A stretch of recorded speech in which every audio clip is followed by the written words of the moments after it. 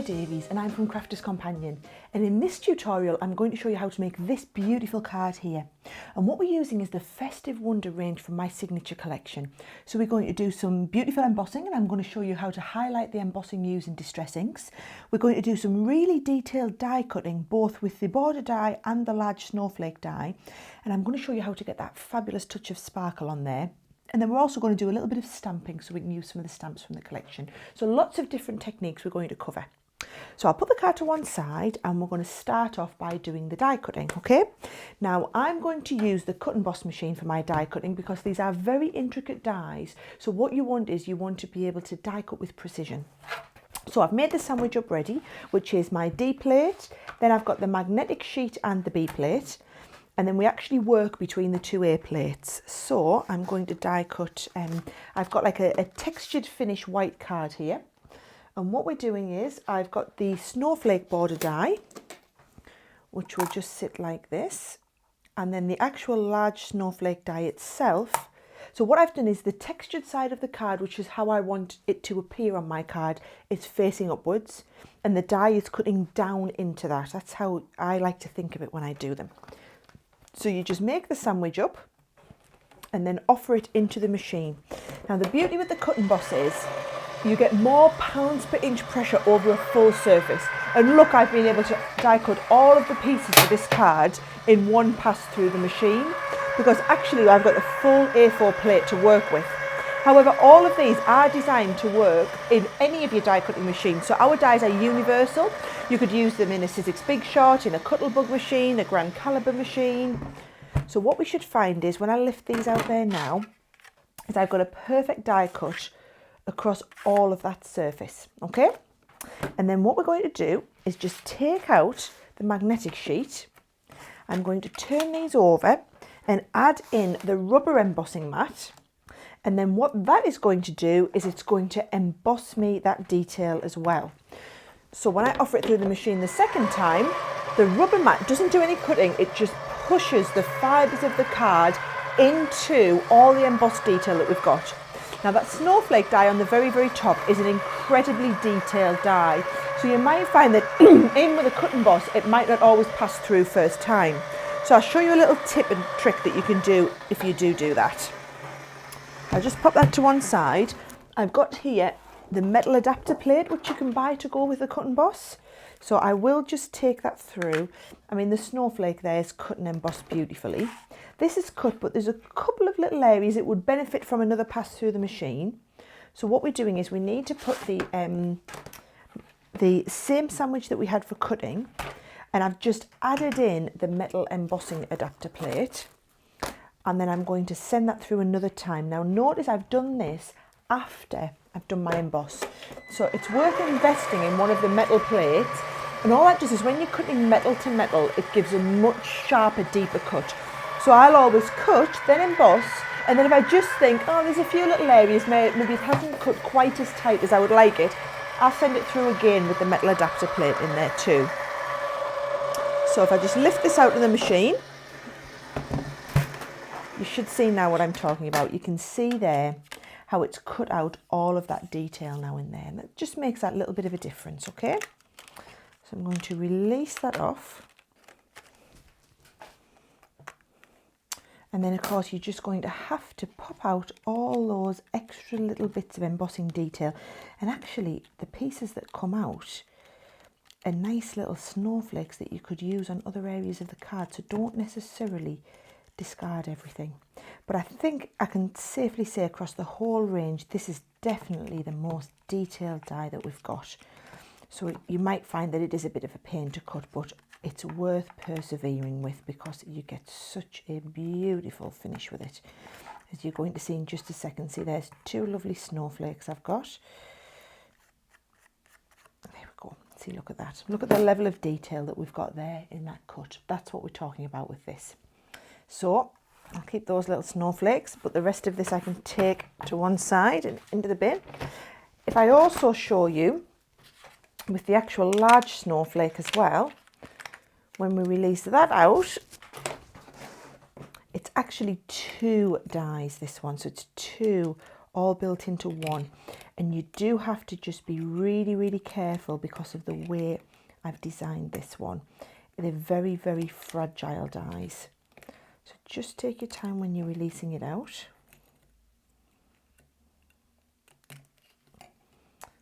So there's the outer die come out. And then you can see there, the inner die is separate. So I'm going to just take these central parts out of the outer snowflake.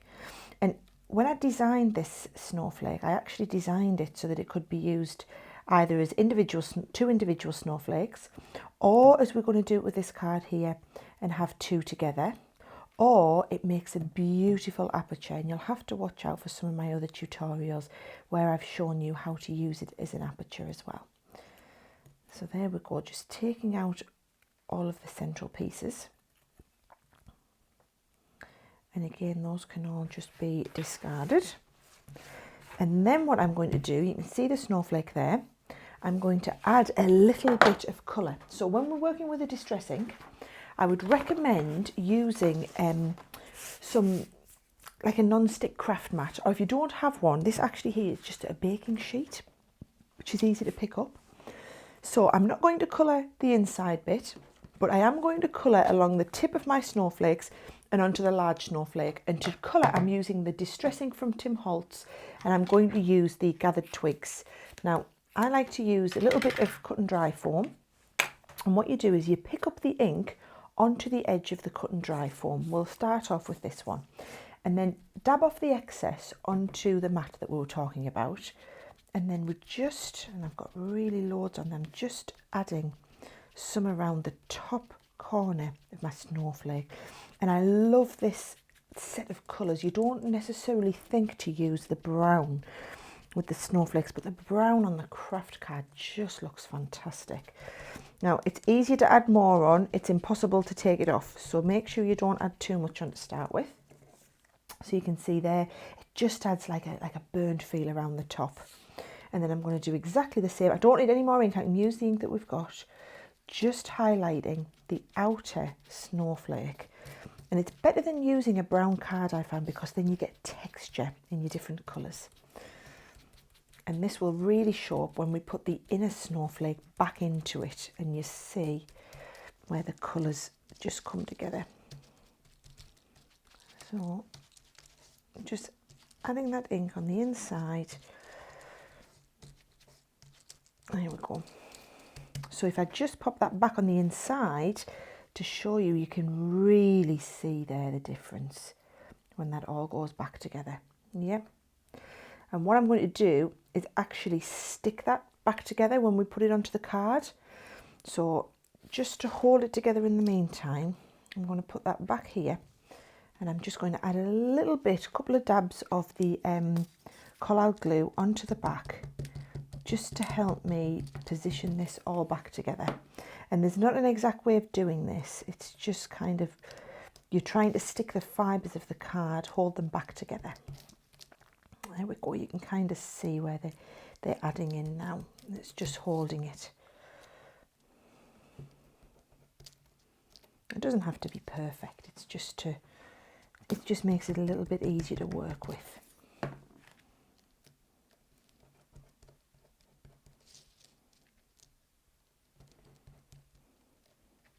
And now notice I'm working on the back, because if I was to work on the front, that glue would alter where the distress inks are, and I don't want that to be the case.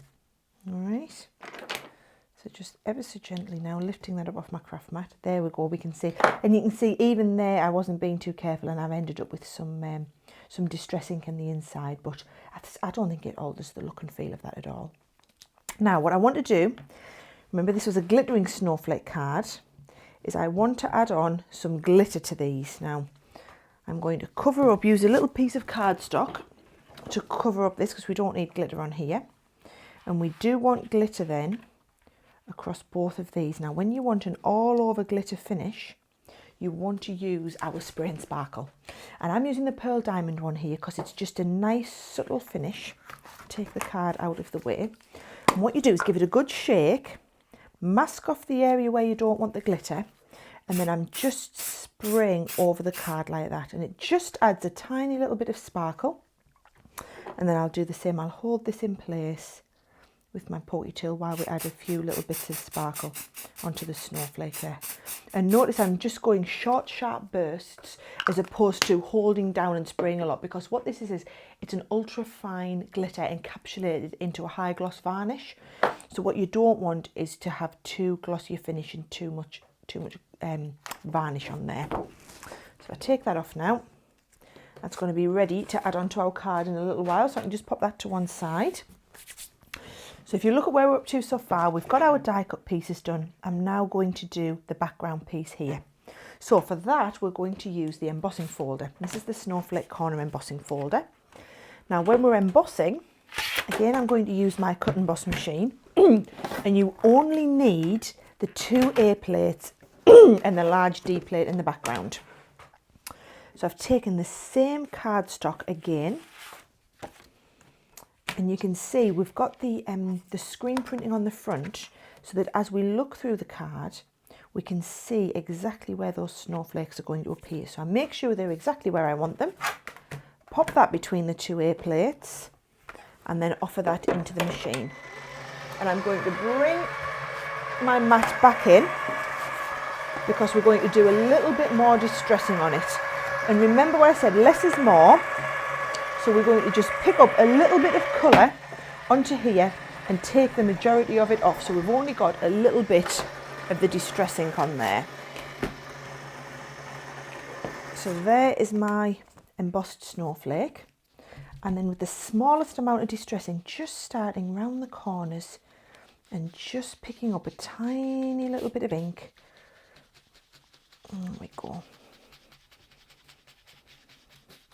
And then you can rub it and you can see what it really does is it shows that embossing off beautifully.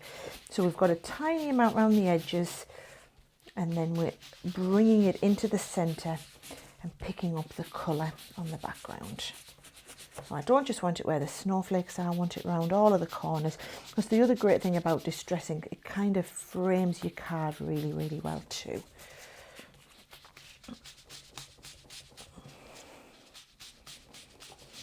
So we've got that distressing going on around the edges there. And again, I want this to be nice and sparkly. So I'm just going to bring that pearl diamond back in, and then just a few bursts across where the snowflakes are.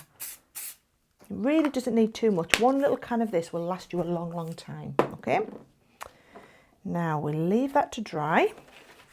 Take our protective mat out of the way, and we can assemble the rest of the card up.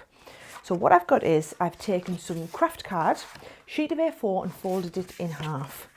And then I've got another piece of craft card which is going to sit on the top, because I want to sandwich in our snowflake border along the top there.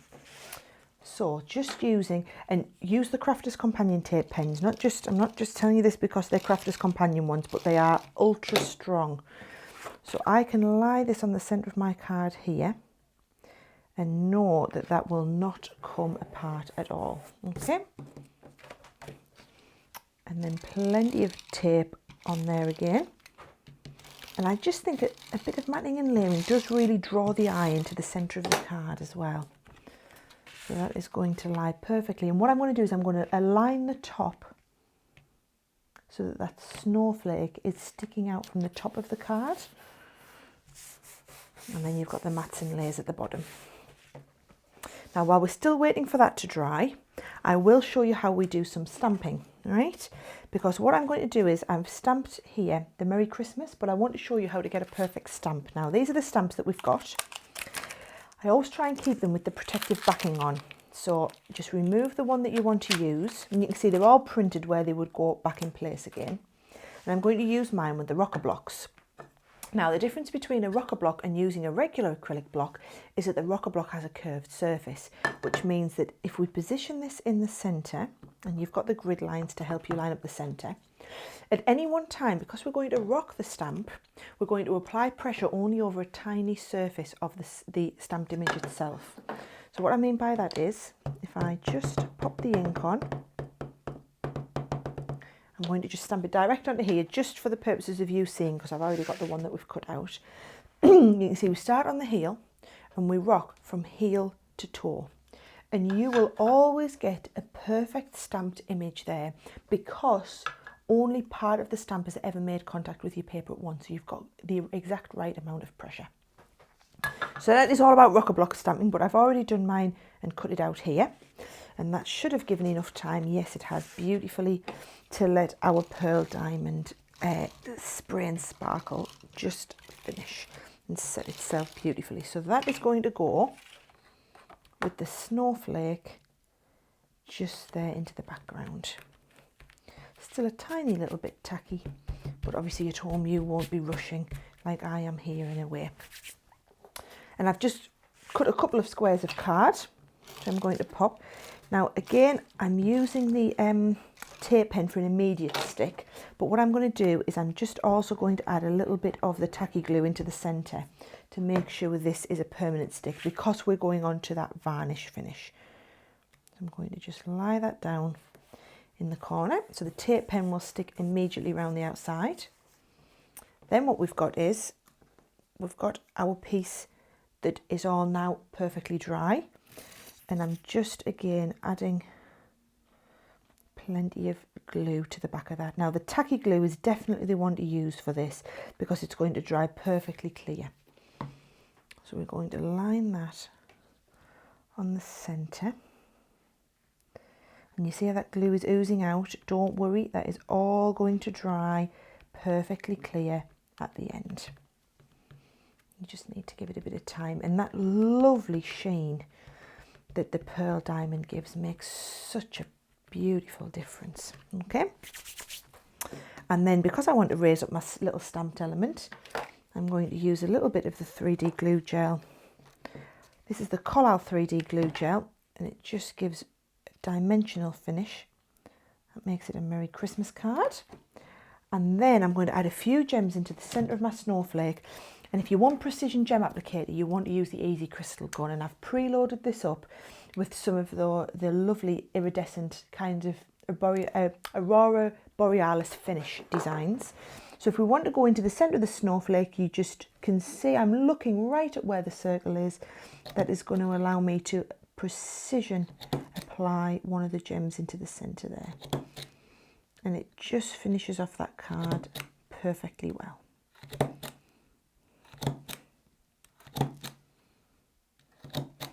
This is the problem, you end up getting a little bit carried away and wanting gems in the centre of all your snowflakes. There we go. Now obviously that glue hasn't quite dried, but how stunning. I just think that card is absolutely stunning. Yet once you've learnt the techniques involved, it's not a really difficult card to achieve that look.